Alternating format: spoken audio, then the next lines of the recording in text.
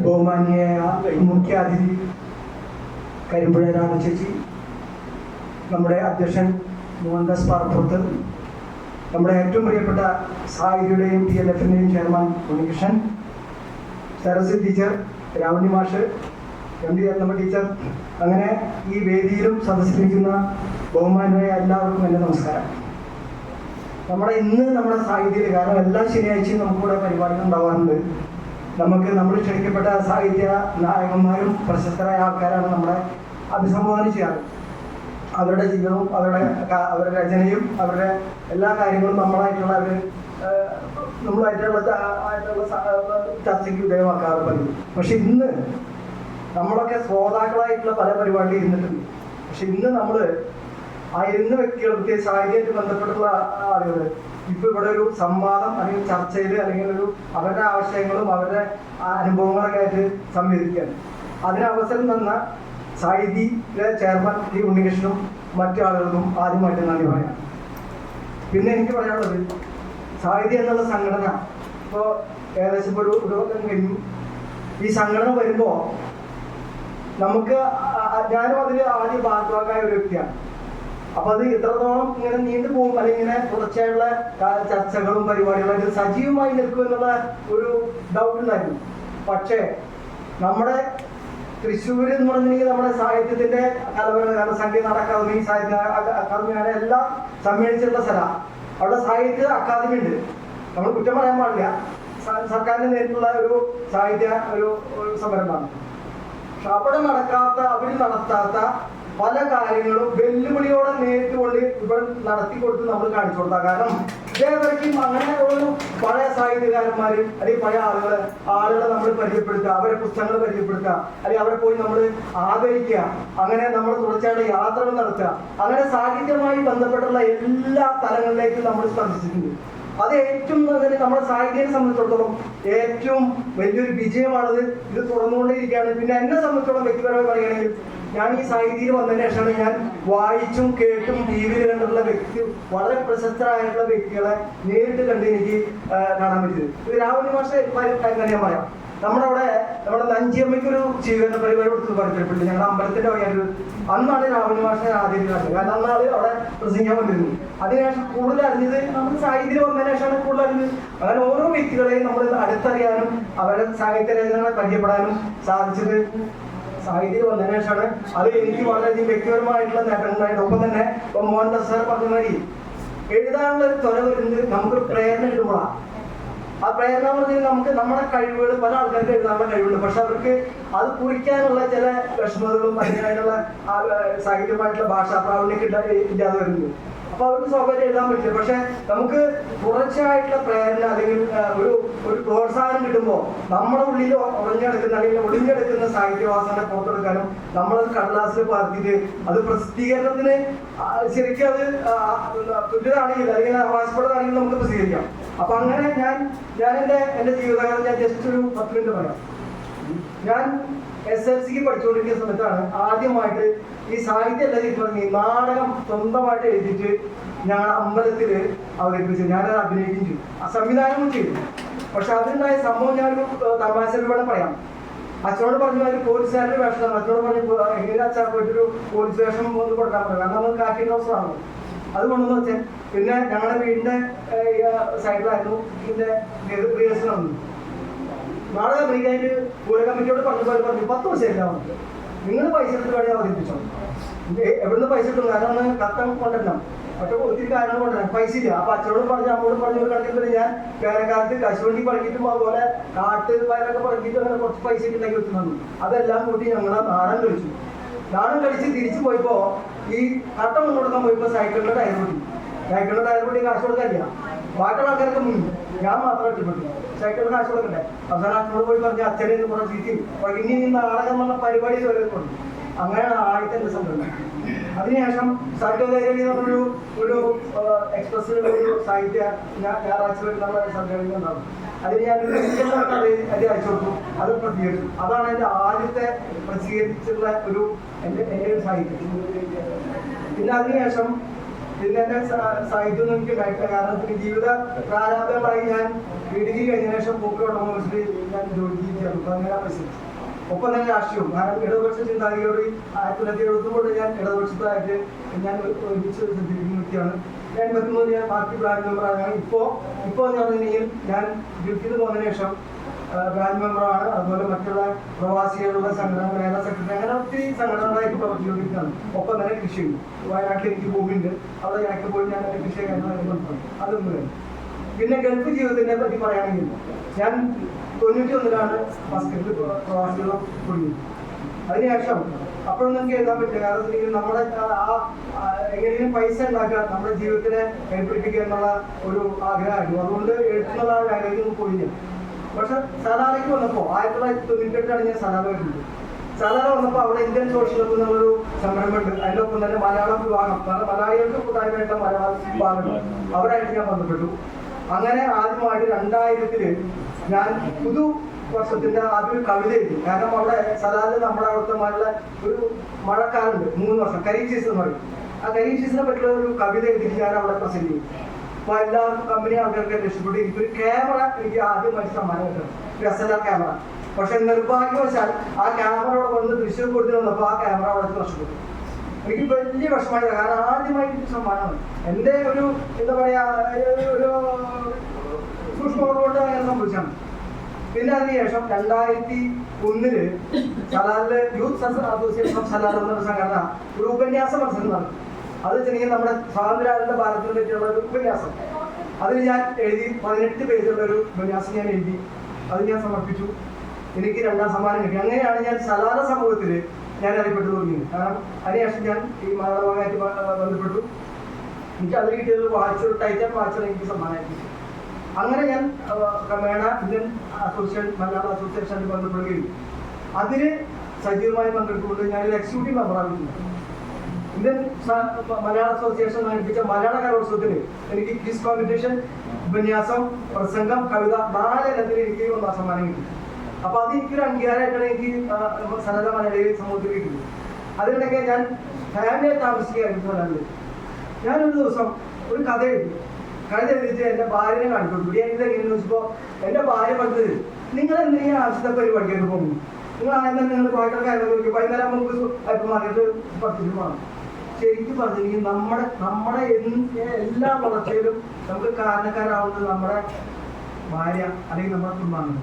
അവിടെ നമുക്കൊരു എന്താ പറയാ ഒരു യാതൊരു പ്രോത്സാഹനമല്ല കിട്ടി. ശരിക്കും പറഞ്ഞു എനിക്ക് അന്നത്തോട് വല്ലാത്ത വിഷമം. ഞാൻ അതുകൊണ്ട് എൻ്റെ ഫ്ലാറ്റിന്റെ മുകളിൽ സാധനം കൊണ്ടിച്ചു. പിന്നെ ഞാൻ തൊട്ടില്ല സാധനം. കാരണം എനിക്ക് സത്യത്തിൽ വിഷമമാണ്. കാരണം ഞാൻ വിചാരിച്ചു കലാകൃതയാണെന്ന് വിചാരിച്ചത്. ഒരു കലാകൃതയായി അതിനെ ഉത്സാഹപ്പെടുന്ന രീതിയിൽ എനിക്ക് വന്നത്. കാരണം എനിക്ക് വലിയ വിഷമമായി. വേറെ വ്യക്തിയോട് എനിക്ക് അഭിപ്രായം ചോദിക്കാൻ പറ്റില്ല. അങ്ങനെ ചോദിക്കാറുണ്ടെങ്കിൽ ഞാൻ പുറത്തു പോയില്ല. അതിനുശേഷം തന്നെ ഞാൻ പിന്നെ ഈ മലയാള വിഭാഗത്തിൽ എക്സിക്യൂട്ടീവ് മെമ്പറായിരുന്നു. അതിൽ ഞാൻ കലാ, സാംസ്കാരിക, സ്പോർട്സ് എല്ലാ വിഭാഗങ്ങളിലും ഞാൻ 12 വർഷം ഞാൻ സജീവമായി പങ്കെടുത്തു. മറ്റുള്ള സാംസ്കാരിക സംഘടനകളായിട്ട് ഞാൻ അവരുടെ എല്ലാ പരിപാടികളിലും പങ്കെടുക്കുകയും പ്രാഥമികരാകുകയും ചെയ്തു. മത്സരത്തില് SNDP മറ്റുള്ള സംഘടനകൾ നടത്തിയുള്ള മത്സരത്തിൽ എനിക്ക് സമ്മാനങ്ങൾ കിട്ടിയിട്ടുണ്ട്. അതൊക്കെ എൻ്റെ ഷോക്കേസിൽ ഇരിക്കുന്നുണ്ട്. എൻ്റെ ഇടയ്ക്കിടയ്ക്ക് എനിക്ക് എൻ്റെ ഓർമ്മകളൊക്കെ അത് നോക്കുമ്പോൾ എനിക്ക് വരും. പിന്നെ എനിക്ക് വന്നു ഞാൻ 2020 ഞാൻ പ്രവാസ ജീവിതം അവസാനിച്ചുകൊണ്ട് നാട്ടിൽ വന്നതിന് ശേഷം രാഷ്ട്രീയപരമായിട്ട് വീണ്ടും ഞാൻ ഇൻവോൾവായി. അതിനുശേഷം പ്രവാസി സംഘടനകളായി, മറ്റുള്ള കാര്യങ്ങളായി, കർഷകത്തിൽ ഒത്തിരി കാര്യങ്ങളായിട്ട് ഞാൻ ഇൻവോൾവായി. ഞാൻ ഒരിക്കലും നിശ്ചലായിട്ടിരുന്നില്ല. കാരണം ഞാൻ സജീവമായിട്ട് എൻ്റെ ജീവിതത്തിൽ ഞാൻ മുന്നോട്ട് പോകാറുണ്ട് ഇതുവരെ. കാരണം പ്രായം മനുഷ്യനെ തളർത്തും. പ്രായമായി അല്ലെങ്കിൽ നമുക്കൊരു 60 വയസ്സ് കഴിഞ്ഞു, 65 വയസ്സ് കഴിഞ്ഞു, നമ്മളിതൊന്നും ചെയ്യാൻ പറ്റുക എന്നുള്ള ആ ഒരു ചേതന അല്ലെങ്കിൽ വികാരം എന്നെ പഠിപ്പിച്ചു. ഞാൻ എല്ലാത്തിലും സജീവമായി പങ്കെടുത്തു. ഞാൻ അമ്പലത്തിലെ സെക്രട്ടറിയാണ്. മറ്റുള്ള എല്ലാ സാംസ്കാരിക സംഘടനയായിട്ട് ബന്ധപ്പെടുന്നതായിരുന്നു ഇതുവരെ. പിന്നെ എഴുത്തിന്റെ കാര്യം പറഞ്ഞപ്പോൾ ഈ സാഹിത്യം വന്നതിന് ശേഷം എനിക്കൊരു പ്രവാസ ജീവിതത്തിൽ കുറേ അനുഭവങ്ങൾ ഉണ്ടായിരുന്നു. കാരണം ഞാനൊരു മാർക്കറ്റിംഗ് മാനേജറായിരുന്നു. അതുകൊണ്ട് ഞാൻ ഒത്തിരി യാത്ര ചെയ്തിട്ടുണ്ട്. മരുഭൂമികളും അതുപോലെ മറ്റുള്ള സ്ഥലങ്ങളും ഈ അവിടുത്തെ പാവപ്പെട്ട തൊഴിലാളി താമസിക്കുന്ന ഏറ്റവും മോശമായ അവസ്ഥയിൽ ജീവിക്കുന്ന ആൾക്കാർ ക്യാമ്പുകൾ, അതുപോലെ ഫോട്ടോ ക്യാമ്പിങ്, മർമൂൽ എന്ന സ്ഥലത്ത്, കാരണം അവിടെ എല്ലാ കാര്യം ചെയ്യുന്നതല്ല, അവിടെ താമസിക്കുന്ന ആളുകളുടെ ജീവിതം എന്ന് പറയുന്നത് ഈ ഫോട്ടോ ക്യാമ്പിൽ ചില ക്യാമ്പിലൊന്നും വൈദ്യുതിയില്ല. മനുഷ്യൻ നരകിച്ച് ജീവിക്കണം. കാരണം രാവിലെ കൊണ്ടുപോകുന്ന റൊട്ടിയും അല്ലെങ്കിൽ പരിപ്പ് കറിയും ആണ് അവർക്ക് ഉച്ചയ്ക്ക് ഭക്ഷണം. അവർ വൈകുന്നേരം വന്നു കഴിഞ്ഞാൽ ഇതുപോലെ ഒരു ജീവിതം വല്ലാത്തൊരു നരക ജീവിതമായിരുന്നു. ഈ മൊബൈലൊക്കെ വരുന്നതിന് മുമ്പ് കുടുംബമായിട്ട് ആകെ ബന്ധപ്പെടുന്ന എഴുത്തുകൾ മാത്രമാണ്. ഇപ്പൊ ഞാനടക്കം അങ്ങനെയായിരുന്നു. കാരണം എഴുത്തുകളായിരുന്നു നമുക്ക് കിട്ടുന്നത്. പിന്നെ ക്രമേണയാണ് ഫോൺ വന്നത്. അപ്പൊ അവരുടെ ജീവിതം എന്ന് പറഞ്ഞു കഴിഞ്ഞാൽ പ്രവാസികൾ എന്ന് പറയുന്നത് നമ്മൾ ചോദിക്കും പ്രവാസികൾ എല്ലാവരും ദുരിതം അനുഭവിക്കുന്നതാണോ? അല്ല. പ്രവാസികളിലെ ഏറ്റവും ഒരു 15% ആൾക്കാർ നല്ല രീതിയിൽ ജീവിച്ചു പോകുന്നത്. കാരണം ബിസിനസ് പ്രൊമോട്ട്. അതിനുശേഷം ഒരു മീഡിയ ആൾക്കാർ, നല്ല ജോലിയുള്ള ആൾക്കാർ, ആ നല്ല ജോലിയുള്ള ആൾക്കാരുടെ പെട്ട ആളായിരിക്കാം. കാരണം എനിക്ക് എല്ലാവർക്കും സൗകര്യം ഉണ്ടായിരുന്നു. അപ്പൊ ഞാൻ പ്രവാസിയുടെ കാര്യത്തിൽ പെടുത്താൻ പറ്റില്ല. കാരണം നല്ല രീതിയിൽ ജീവിച്ചു പോകുന്ന പിന്നെയുള്ള ആൾക്കാരുടെ താഴെയുള്ള ആൾക്കാർ അവരെന്ന് പറഞ്ഞു കഴിഞ്ഞാൽ തൊഴിൽ മേഖലയുള്ള ആൾക്കാരാണ്. അവരുടെ ജീവിതമാണ് നമ്മൾ കണ്ടത്. അപ്പൊ അതിലൊരു വാസുദേവൻ എന്ന ആള് ഞാൻ ഈ മണമ്പൂർ പോയിട്ട് ഞാൻ കണ്ടിട്ട് ഞാൻ ആളായിട്ട് സംസാരിച്ചു. അപ്പൊ അയാളുടെ ജീവിതം പറഞ്ഞപ്പോ 10-25 വർഷമായിട്ട് അയാൾ ജോലി ചെയ്യണം. ജോലി ചെയ്തിട്ട് അയാളെ വീട് അയാൾ ആദ്യം ഒരു വാടകക്കായിട്ട് താമസിക്കുന്നൊക്കെയായിരുന്നു. അതിന് അയാളെ പതുക്കെ അയാൾ കുറച്ച് സ്ഥലം വാങ്ങിച്ചു. ഏതൊരു ഗൾഫാർക്കും ഏറ്റവും വലിയ ഒരു അഭിലാഷം എന്ന് പറഞ്ഞാൽ ചെറിയ സ്ഥലം വാങ്ങിക്കുക, അതിനുശേഷം വീട് പണിയാം. വീട് പറഞ്ഞതിന് ശേഷം അതിൽ കുട്ടികളെ അവർ പഠിപ്പിക്കുക. കാരണം എനിക്ക് എൻ്റെ ജീവിതം എന്ന് പറയുന്നത് എനിക്ക് അധികം പഠിക്കാൻ പറ്റിയില്ല. ഞാൻ +2 വരെ പഠിച്ചപ്പോൾ എനിക്ക് പഠിക്കുന്ന ആഗ്രഹമായിരുന്നു. പക്ഷെ എനിക്ക് അന്നത്തെ ജീവിത സാഹചര്യം കൊണ്ട് അച്ഛൻ ചോദിച്ചു നിനക്ക് പഠിക്കണോ ഭക്ഷണമാണോ ചോദിച്ചു. ഞാൻ പറഞ്ഞു എനിക്ക് പഠിക്കണമെന്ന്. അതിനുശേഷമാണ് ഞാൻ 17-ാം വയസ്സിൽ ഓട്ടോമൊബൈൽസിൽ സെയിൽസ്മാനായിട്ട് ഞാൻ ജോലി സ്റ്റാർട്ട് ചെയ്തത്. അപ്പൊ നമ്മുടെ ജീവിതത്തിന്റെ ഏറ്റവും കൈപ്പേറിയ ആ ഒരു നാളുകളിൽ കടന്നുപോയിട്ട് നമ്മൾ ഈ മനുഷ്യരെ അതേ രീതിയിലുള്ള മനുഷ്യരെ കാണുമ്പോൾ അവരുടെ ജീവിതത്തിന്റെ കാര്യങ്ങൾ കേൾക്കാനും അവരുടെ വിഷമങ്ങൾ കേൾക്കാനായിട്ട് എനിക്ക് താല്പര്യം. തന്നെയല്ല ഞങ്ങളുടെ ക്ലബിൽ ഞങ്ങൾ ഇടയ്ക്കിടയ്ക്ക് ജയിലുകൾ സന്ദർശിക്കാറുണ്ട്, ഞങ്ങൾ ക്യാമ്പുകൾ സന്ദർശിക്കാറുണ്ട്. അവരുടെ ആൾക്കാരുടെ പ്രശ്നങ്ങളൊക്കെ നമുക്ക് ഫേസ് ചെയ്യാറുണ്ട്. അവർക്ക് എന്തൊക്കെ സഹായങ്ങൾ ചെയ്തു കൊടുക്കാണ്.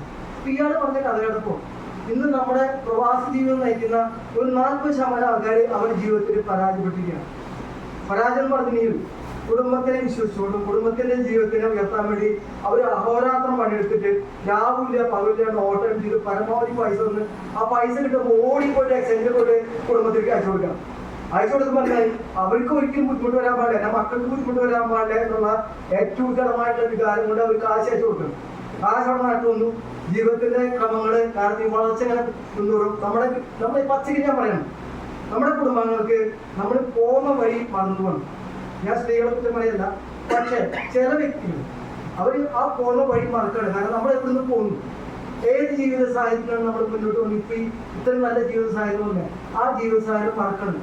അത് മാത്രമല്ല ഈ കഷ്ടപ്പെട്ട വ്യക്തിയെ ക്രമേണ മറന്നു പോവാ. കാരണം ആദ്യം ലീവിന് ചെല്ലുമ്പോ എന്തൊരു സ്വാഗതമായിരുന്നു അറിയോ വീട്ടുകാർ, കുട്ടികൾ, നാട്ടുകാർ. ക്രമേണ നമ്മൾ ഓരോ ലീവിൽ ചെല്ലുമ്പോ ഒറ്റ വാക്കുകളോ എന്ന് വന്നു എന്ന് പോകും. ഈ 2 വാക്കുകളോ പോകില്ല എന്ന് പറഞ്ഞാൽ കഴിഞ്ഞു, പിന്നെ യാതൊരു തിരിഞ്ഞു പറഞ്ഞു. അപ്പൊ ആ സാഹചര്യത്തിൽ കാരണം നമ്മുടെ ജീവിതത്തിലെ ഏറ്റവും നമ്മൾ വിശ്വസിക്കുന്ന കുടുംബം, ആ കുടുംബത്തിൽ വിശ്വാസരാഹിത്യം വരുമ്പോ സ്വാഭാവികമായി നമ്മൾ അതേവരെ ഉണ്ടാക്കിയ നേട്ടങ്ങളൊക്കെ വെറും നിഷ്ഫലമാണ്. അങ്ങനെയുള്ള ഒരു കഥയാണ് എന്നോട് പറഞ്ഞത്. അത് പറഞ്ഞപ്പോ ഈ സത്യം പറഞ്ഞ ഞാൻ കരഞ്ഞു ശരിക്കും പറഞ്ഞു. ഓരോ ഗൾഫുകാരുടെ ജീവിതവും അവൻ സ്വയം ജീവിക്കാൻ മറന്നു പോകുന്ന ഒരു ജീവിത ക്രമം കൊണ്ട് മുന്നോട്ട് പോകുന്ന വ്യക്തി. ആളുകളുടെ മുമ്പിലൊക്കെ ആൾ പറയും, നാട്ടിൽ വരുമ്പോ നല്ല പടപടക്കൻ ഡ്രസ്സും കൂളിംഗ് ഗ്ലാസ് അണിഞ്ഞ് ആളുകളുടെ മുമ്പിൽ വലിയൊരു ജോലിക്കാരാന്ന് കരുതും. സത്യം പറഞ്ഞാൽ അവർ കിട്ടുന്ന ശമ്പളം പോലും വീട്ടിൽ പറയാണ്ട് കൂടുതൽ കാശ് കടം മേടിച്ചിട്ടാണ് നാട്ടിലേക്ക്. അങ്ങനെ സ്വയം ഓരോ ദിവസം നീതി ജീവിച്ച് ആ മനുഷ്യന്മാര് നാട്ടിൽ വരുമ്പോ അവരാ വീട്ടിൽ ഒറ്റപ്പെടുന്ന സാഹചര്യങ്ങൾ ആലോചിച്ച് നോക്കും. ആ ഒറ്റപ്പെടുന്ന സാഹചര്യങ്ങളെ പറ്റിയാണ് ഞാനൊരു കഥ ഇവിടെ എഴുതി. ഞാനൊരു 10 കഥ എഴുതി. ആ 10 കഥ എഴുതി ഞാൻ വയനാട്ടില് അവിടെ വീട്ടിൽ എനിക്കൊരു വീടുണ്ട്. അവിടെ ആ വീട്ടില് രാത്രി ഈ ചീവടികളുടെ ശബ്ദമുണ്ട്, ഒരു നിശബ്ദമാണ്, അവിടെ ഒരു ശല്യമില്ല. അവിടെ ചെയ്യാൻ 10 കഥ എഴുതി. അതിൽ പ്രവാസികളുടെ ജീവിതമുണ്ട്. ഒപ്പം തന്നെ നമ്മുടെ സമൂഹത്തിൽ ഒറ്റപ്പെട്ടു പോകുന്ന മാതാപിതാക്കളുടെ കഥയുണ്ട്. ഒപ്പം തന്നെ പുതിയ ഈ ലഹരി പദാർത്ഥങ്ങൾക്ക് അടിമയായ മക്കളുടെ കഥയുണ്ട്. വേറെ ചില സാമൂഹിക ആചാരങ്ങൾ, രാഷ്ട്രീയത്തിന്റെ ഒരു വൃത്തികേടുള്ള കഥയുണ്ട്. ഞാൻ രാഷ്ട്രീയ പാർട്ടി പോലും അത് എഴുതിയിട്ടുണ്ട്. 2 കഥകൾ കൂടി എഴുതി കഴിഞ്ഞാൽ ഒരു പുസ്തകമാകണം. സാഹിത്യം എന്നെ പ്രസിദ്ധീകരിക്കാൻ പറ്റുമെന്ന് എനിക്ക് ആഗ്രഹം, പ്രസിദ്ധീകരിക്കുമല്ലോ. അപ്പോ പിന്നെ ഒരു കാര്യം, നമുക്ക് എഴുതാനുള്ള ഒരു അഭിവാദ്യം തരുന്ന നമ്മളെ ഇപ്പോഴത്തെ ഇത് വിട്ടിട്ട് നമ്മൾ എവിടെ പ്രസിദ്ധീകരിക്കാനാണ്? കാരണം എനിക്ക് പ്രസിദ്ധീകരണത്തിനെ പറ്റി പറയുമ്പോൾ ഒരു കാര്യമുണ്ട്. ഒരു പുസ്തകം എഴുതിയിട്ട് ഒരു മനുഷ്യന്റെ ആദ്യത്തെ പുസ്തകം എഴുതിയിട്ട് അത് പ്രസിദ്ധീകരിക്കാൻ കൊണ്ടുപോകുമ്പോ ചൂഷണം മാത്രമാണ് ഈ ബുക്ക് പബ്ലിഷേഴ്സ് ഉള്ളത്. കാരണം 30,000, 40,000, 50,000 വാങ്ങിയിട്ട് അവര് കോപ്പി പോലും കൊടുക്കില്ല. അപ്പൊ അതിനൊക്കെ വിട്ടിട്ട് നമ്മൾ ഈ സാഹിത്യം ഈ ഇങ്ങനത്തെ ഒരു ബണ്ടിൽ പബ്ലിക്കേഷൻ എന്ന് പറഞ്ഞു കഴിഞ്ഞാൽ നമുക്ക് എന്തൊരു സഹായകരമാണ്. പിന്നെ ഒരു കാര്യം കൂടി പറഞ്ഞ് ഞാൻ അവസാനിപ്പിക്കുകയാണ്. സാഹിത്യവും രാഷ്ട്രീയവും. ഇപ്പൊ പറയാം, നമ്മുടെ ഇന്ത്യയെ സംബന്ധിച്ചിടത്തോളം ഇന്ത്യയിൽ ഒത്തിരി പ്രഗത്ഭരായിട്ടുള്ള സാഹിത്യകാരന്മാരുണ്ടായിരുന്നു. കേരളത്തിലുണ്ടായിരുന്നു. നമ്മുടെ പഴയ കാലം തൊട്ടുള്ള സാഹിത്യകാരന്മാരെ പറ്റിയിട്ടുണ്ടായിരുന്നു. അവർ ഇതിന് പുസ്തകങ്ങൾ നമ്മൾ വായിച്ചു. ഞാൻ ചെറുപ്പത്തിലെ എൻ്റെ ബുക്ക് സ്റ്റാളിൽ പോയിട്ട് നമ്മുടെ അവിടെ ഒരു വായനശാല അവിടെ പോയിട്ടുള്ള പല പുസ്തകങ്ങൾ വായിച്ചത്. നമ്മുടെ ഇന്ത്യയിൽ ഇപ്പൊ നിലനിൽക്കുന്ന സംവിധാനത്തിൽ ശരിക്കും നല്ല രീതിയിൽ ജീവിതഗതിയായ ജീവിതത്തിനെ പറ്റി സ്പർശിക്കുന്ന കഥ എഴുതിയുള്ള ആൾക്കാർക്ക് അംഗീകാരം കിട്ടിയിട്ടുണ്ടോ? അവർക്ക് അവാർഡുകൾ കിട്ടിയിട്ടുണ്ടോ? അവരെ രാഷ്ട്രീയപരമായിട്ട് അവരെ വേർതിരിച്ചുകൊണ്ട് രാഷ്ട്രീയത്തിന് അല്ലെങ്കിൽ ഭരണകൂടങ്ങൾക്ക് അനുകൂലമായി എഴുതുന്ന ആ എഴുത്തുകാരെ മാത്രമേ അവരെ താലോലിക്കുകയും അവർക്ക് ആവശ്യമായ എല്ലാ വിധത്തിലുള്ള അവാർഡുകൾ പോലുള്ള സമ്മാനങ്ങൾ പ്രോത്സാഹനം കൊടുത്തുകൊണ്ട് രാഷ്ട്രീയത്തിന് അതീതമായി ചിന്തിക്കാതെ സാഹിത്യത്തിനെ വേർതിരിച്ചുകൊണ്ട് പോകുന്ന ഒരു സംവിധാനമാണ് ഇപ്പൊ ഇന്ത്യയിൽ നിലനിൽക്കുന്നത്. അത് തുറന്നു പറയാൻ എനിക്ക് യാതൊരു മടിയില്ല. കാരണം പല അർഹതപ്പെട്ട ആളുകൾക്ക് അവാർഡ് കിട്ടുന്നത് തിരസ്കരിക്കപ്പെടുന്നു. പത്മവിഭൂഷൺ പോലുള്ള പദവികൾ രാഷ്ട്രീയത്തിന്റെ പേര് പറഞ്ഞുകൊണ്ട് തിരസ്കരിക്കുന്ന ഈ നയം സാഹിത്യ നായന്മാരെന്ന് പറഞ്ഞാൽ സാഹിത്യം എന്ന് പറഞ്ഞാൽ കല എന്ന് പറഞ്ഞാൽ എല്ലാ മനുഷ്യർക്കും അവകാശപ്പെട്ടാണ് വായിക്കാൻ പറ്റുകയാണ്, വായിക്കാൻ പറ്റുന്ന അവകാശങ്ങളാണ്. അത് എല്ലാ ആൾക്കാർക്കും അവകാശപ്പെട്ടതാണ്. അത് രാഷ്ട്രീയമില്ല, അതിൽ യാതൊരു വിധത്തിലും വിവേചനമില്ല. അങ്ങനെയുള്ള ഒരു വ്യത്യസ്തത നമ്മുടെ രാജ്യത്ത് നിലനിൽക്കണം, വന്നാൽ മാത്രമേ അർഹതപ്പെട്ടിട്ടുള്ള കലാകാരന്മാർ അംഗീകരിക്കുള്ളൂ എന്നുള്ള പറഞ്ഞുകൊണ്ട് ഞാൻ വാക്കുകളെ നിർത്തുന്നു.